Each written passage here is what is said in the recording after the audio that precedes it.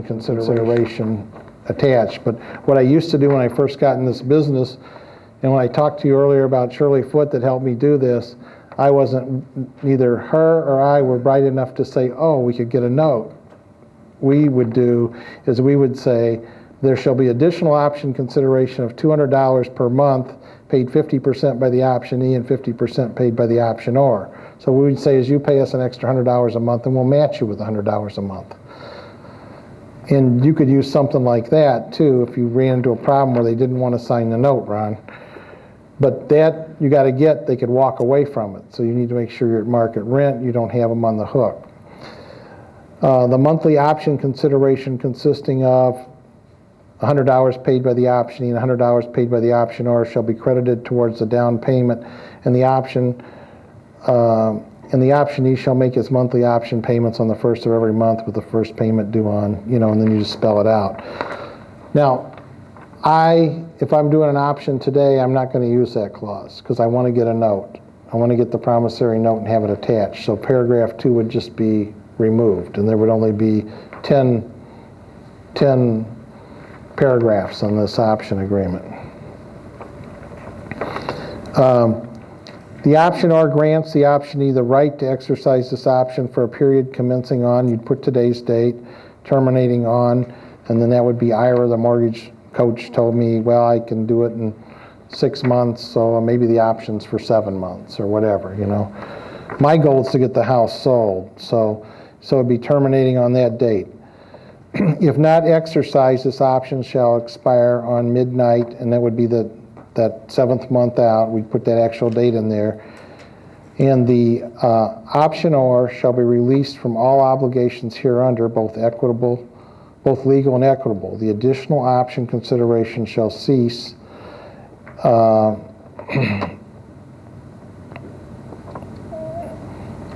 the consideration funds herefore receipted for by the optionor, which would be the $10,000, shall be retained by the optionor. So in other words, you're going to keep their money. They owe you that promissory note. That they walked away from the deal, but they still owe the note.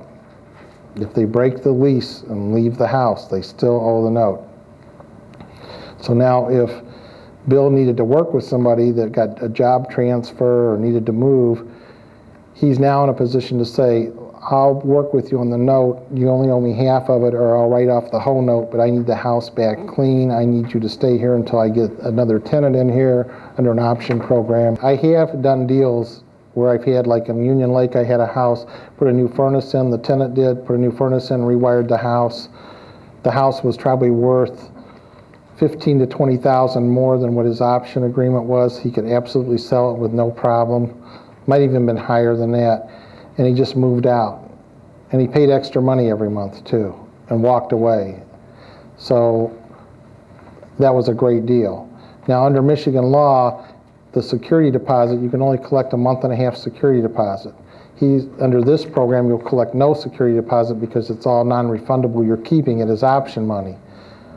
So there's no security deposit to collect.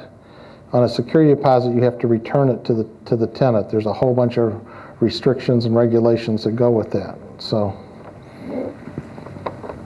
okay, if the optionee elects to exercise this option, the sale shall take place according to the terms of the attached purchase agreement, which has been initialed by the optionee and the optionor. So all you're doing is initialing the attached purchase agreement, which is a regular retail purchase agreement. And you're initialing that purchase agreement because if you signed the purchase agreement, you'd have a binding purchase agreement, you wouldn't have an option. That's why they need to initial the purchase agreement.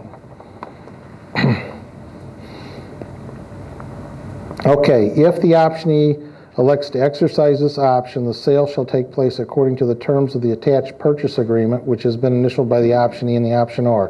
Notice of election to purchase shall be given to the optionee in writing by registered mail addressed at, and the reason I had it registered mail was I always thought if I ever had to go to court and the tenant was in court and he said, well, I had an option to buy this property, and I could say, well, they never elected their option because I don't have a registered, where's their registered receipt? I'm going to hold this up. I never ever had that come up. I never had problems in court. I did over 200 of these things. There was never ever an issue around that. And I also need to tell you that part of the issue is the reason I didn't have issues was because my wife, back when we were doing this, she would read everything to these people and they totally understood what their obligations were and they were crystal clear. So communication's really important. So when you're going through this, you want them to really make sure that they understand they're under obligation to do this deal because you want them to go through with the mortgage. Okay, notice of election to purchase shall be given. Okay, we got that. So all provisions of a rental agreement between the optionor and optionee pertaining to the aforementioned property shall be performed by the optionee, or this option may be withdrawn by the optionor and the option consideration forfeited. So if they violate their rental agreement, you can forfeit their money on them. The optionee agrees to accept the subject property in its current as-is condition. Should the optionor be required to make any repairs of any kind whatsoever to the property, the cost of such repairs shall be added directly to the purchase price and to the down payment stated in the purchase agreement. So now what you've got is you've got a house and it's got a septic field and the septic goes out and the tenant doesn't have the money to do it. Now, if you've got the option, if the rental agreement's over a year and you've got them 100% responsible for it, you can tell them that's their problem. But that still doesn't stop the fact that you may have a mortgage on this house, and if they're not going to fix it, you know, like you're in the hot seat. So you need to address in the event that you're forced to do this, this is a consequence. It's going to get added to the price, okay? So the option consideration is for the sole purpose of granting the optionee, the tenant, the exclusive right and privilege for the subject property in stated terms. And then we go through it again, we repeat it. In the event that the optionee, the tenant, doesn't meet the terms and conditions contained in this agreement, any addendum, all option consideration paid will be kept by the optionor. So, and this option is for the purchase will terminate and all option consideration forfeited if a payment required on the option agreement or any payment required on the rental agreement. Now, when I do it with the note or any payment required on the note, I would say there instead of the option agreement, required on the rental agreement is late for more than 10 days. You could put 5 days, 3 days, it's all up to you. This option to purchase shall apply and bind heirs, executors, administrators, and respective parties, which means that if they died, you know, and their wife could still buy it. Time is of the essence. That means this agreement's got to move forward as fast as possible.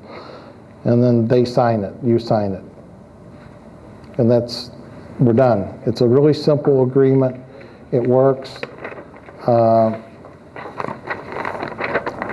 And that's a great exit strategy to properties. And I really think in the Detroit market, Detroit metropolitan area, this is a great way to exit. So what we've done is, does everybody follow how you can use this option agreement? Do you see that that's a great exit strategy? Do you see if you've got a mortgage person that's not going through, you can do it? Do you see how you got to use the loan officer as your coach and all the way through it?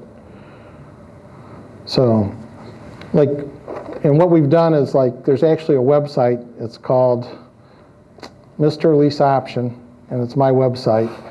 And I've actually got like an hour just walking people through it on a tape. And then what I've got is all the forms. I got sample forms of everything that we just talked about, where it's actually got the note and everything.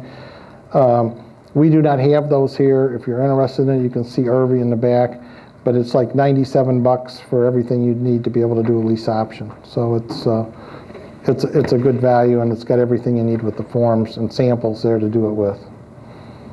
And I think that if you're going to be a landlord in this market, this is like or if you're going to do find, fix, and sell, you need to be able to do lease options. The other thing I want to mention too on your note, that note needs to state that note is due in full at the time of the closing, because you might have a note. Do you follow? You got to make sure you get your note collected. But it could be that IRS says, okay, I can do this deal, but you need to carry back a second for 5%. So I might have to do a rewrite on the purchase agreement or whatever. My goal is to get the house sold and make a profit. And that's, in this market, a good tool. It's the best. That's what, and now you can use the same tool even on a pre-foreclosure, where you don't go in and clean up the house, you don't do any of that stuff. You're looking for a rent-to-own and somebody willing to go in and do sweat. You cannot let somebody move into a house and tell them that you're going to give them a credit for $2,000 worth of cleanup work they're going to do to the house, because they won't do it. once you've let that happen, you're in trouble. What you can do is say, look, you need to go do all the work, no lease, no nothing. I'm going to do a regular subcontract agreement with you. We're going to do this right by the book. And I'm going to take it as option consideration. And then they've got their sweat, their tears, everything into the house. So why don't we describe the situation? He has people that are 5 months behind in their payments, right? Yep. They're with Countrywide, Yep. right? And now they haven't started foreclosure. No, they just started. Oh, they just started. Yep, and it'll go up for sale June 7th. So June 7th is the sale date, okay? Which means before June 7th, he can catch up the payments. He can also go in and ask for a loan modification. What that means is if somebody's been making payments on the house for over a year, you can go back to the mortgage company and say, I would like to get a loan modification, which means you then add those payments to the back end of the note, and you maybe even carry back a second on that with a 7% or lower interest rate or no interest rate. Because this market's upside down, so a lot of mortgage companies are willing to work. Now what he does is he brings in the rent-to-own tenant, right? And he's got himself structured very nicely. And on my buy option, he's not going to obligate himself. This guy that he's working with, he's walked away, right? Got the deed, right? Yes. Okay, so one thing you want to attempt to see is if they'll do a loan modification. The mortgage company really doesn't want to get that loan back. You never know it by talking to them. I know. Well, some of them, I agree. There's certain ones that holds true on.